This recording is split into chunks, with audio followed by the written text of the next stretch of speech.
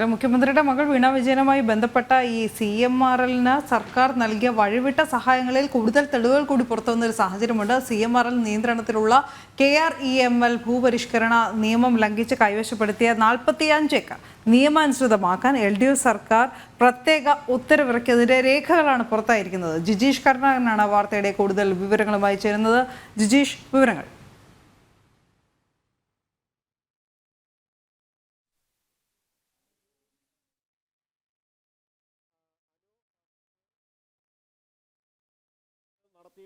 അനധികൃതമായ ഇടപെടലുകളുടെ കൂടുതൽ വിവരങ്ങൾ തന്നെയാണ് ഇതുമായി ബന്ധപ്പെട്ട് പുറത്തു വരുന്നത്. അവിടെ CMRL-ന് നൽകിയ വഴിവിട്ട സഹായങ്ങൾ, അത് KREML ഭൂപരിഷ്കരണ നിയമം ലംഘിച്ചുകൊണ്ട് 60 ഏക്കർ ആകെ വാങ്ങിയ 60 ഏക്കറിൽ 45 ഏക്കറും മിച്ചഭൂമിയായിരുന്നു. ആ മിച്ചഭൂമി ഔദ്യോഗിക നിയമാനുസൃതമായ ഭൂമി ആക്കി മാറ്റിക്കൊടുക്കുന്നതിന് വേണ്ടിയുള്ള ഇടപെടലുകൾ സംബന്ധിച്ച വിവരങ്ങൾ തന്നെയാണ് പുറത്തു വരുന്നത്. നമ്മൾ ഇതുമായി ബന്ധപ്പെട്ട വിവരങ്ങൾ സർക്കാരിന്റെ ഇതിന്റെ ഉത്തരവും എല്ലാം തന്നെ പുറത്തുവിട്ടിരുന്നു. അതിന് പിന്നാലെ മാത്യു കുഴൽനാടനും സമാനമായ ആരോപണവുമായി രംഗത്ത് വന്നു.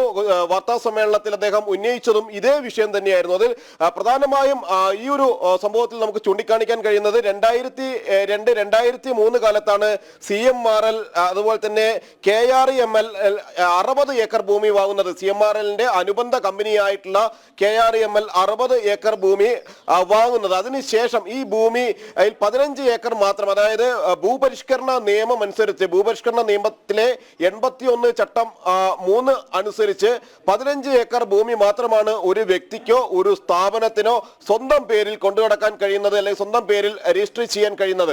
ഈ നിയമപരിധി ലംഘിച്ചുകൊണ്ടും ഇത്തരം ഭൂപരിഷ്കരണ പരിധി ലംഘിച്ചുകൊണ്ടായിരുന്നു 60 ഏക്കർ ഭൂമി വാങ്ങിക്കൂട്ടിയത്. സ്വാഭാവികമായും ഇത് നിയമാനുസൃതമാക്കാനുള്ള നീക്കങ്ങളാണ് CMRL-ന്റെ ഭാഗത്ത് നിന്ന് ഉണ്ടായിരുന്നത്. തങ്ങളുടെ തന്നെ മറ്റൊരു കമ്പനിയായ KREML-ന് വാങ്ങിയിട്ടുള്ള ഈ ഭൂമി നിയമാനുസൃതമാക്കണം, അത്തരത്തിലുള്ള നീക്കങ്ങളുടെ ഭാഗമായിട്ടാണ് അവിടെ KSIDC-യെ കൂടി ഇതിന്റെ ഭാഗമാക്കി മാറ്റുന്നത്. KSIDC-യെ കൂടി ഇതിലെ പങ്കാളിയാക്കി മാറ്റുന്നു. അതിനുശേഷം KSIDC-ക്ക് ഇത് സംബന്ധിച്ച ഒരു കത്ത് നൽകുന്നു.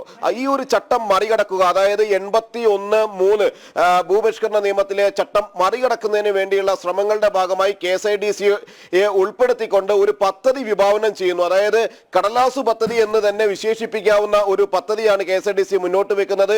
അത് മിനറൽ പാർക്ക് എന്ന ഒരു പദ്ധതിയാണ്.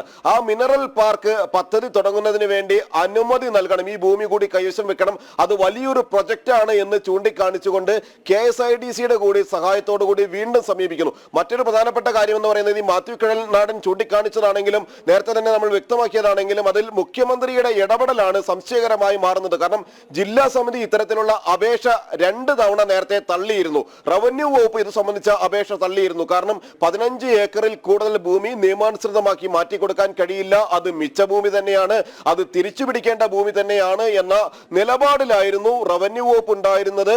ഒപ്പം തന്നെ സർക്കാർ മറ്റ് ജില്ലാ സമിതി അടക്കം നിലനിന്നിരുന്നത്. അപ്പോഴാണ് CMRL കൃത്യമായി മുഖ്യമന്ത്രിയെ അവിടെ ഇടപെടുത്താനുള്ള ശ്രമങ്ങൾ നടത്തുന്നത്. മുഖ്യമന്ത്രിക്ക് ഇതുമായി ബന്ധപ്പെട്ടുകൊണ്ട് ഒരു കത്ത് നൽകുന്നു. മുഖ്യമന്ത്രിക്ക് നൽകിയ കത്ത് അതിവേഗത്തിൽ, അല്ലെങ്കിൽ ഇതുമായി ബന്ധപ്പെട്ട് സംശയങ്ങൾ ജനിപ്പിക്കുന്ന വിധത്തിൽ തന്നെ മുഖ്യമന്ത്രിയുടെ ഭാഗത്തു നിന്ന് ചില നീക്കങ്ങൾ ഉണ്ടാകുന്നു. മുഖ്യമന്ത്രി ഇത് ചർച്ചയ്ക്ക് വെക്കുന്നു. മന്ത്രിസഭാ യോഗത്തിന്റെ പ്രധാനപ്പെട്ട ഒരു മിനിസായി അത് ഉൾപ്പെടുത്തുകയും ചെയ്യുന്നു. അതിനുശേഷം മുഖ്യമന്ത്രി കൂടി സ്വാഭാവികമായും ഇതിലേക്ക് ഇടപെട്ടതോടുകൂടി തന്നെ ജില്ലാ സമിതി പിന്നീട് ഇതിന് അനുമതി നൽകുകയും ചെയ്യുന്നു. അങ്ങനെ ദുരൂഹമായ നിരവധി ഇടപാടുകളാണ് ഇതിൽ എല്ലായിടത്തും തന്നെ നടക്കുകയും ചെയ്തിരിക്കുന്നത്. അവിടെയാണ് മാത്യു കുഴൽനാടൻ പ്രധാനപ്പെട്ട ആരോപണം ഉന്നയിച്ചിരിക്കുന്നത്. 135 കോടി രൂപ CMRL വിവിധ രാഷ്ട്രീയ നേതാക്കൾക്ക് നൽകിയിട്ടുണ്ട്. അവിടെ മുഖ്യമന്ത്രി സംശയത്തിന്റെ നിഴലിലാണ് എന്ന് തന്നെയാണ് മാത്യു കുഴൽനാടൻ ആരോപിക്കുന്നത്. അത് മുഖ്യമന്ത്രിയുടെ മകളുമായി ബന്ധപ്പെട്ട് കൃത്യമായ മാസപ്പടി നൽകിയതിന്റെ വിവരങ്ങൾ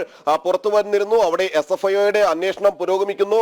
1,72,00,000 രൂപ യാതൊരു സേവനവും നൽകാതെ CMRL കൃത്യമായി മുഖ്യമന്ത്രിയുടെ മകളുടെ കമ്പനിയായ എക്സലോജിക്കിന് നൽകിയതിന്റെ വിവരങ്ങളെല്ലാം പുറത്തു വരുമ്പോൾ തന്നെയാണ് ഇത്തരത്തിൽ ഭൂപരിഷ്കരണ നിയമത്തെ സർക്കാരും പ്രതിരോധത്തിലാവുകയാണ് കൂടുതൽ.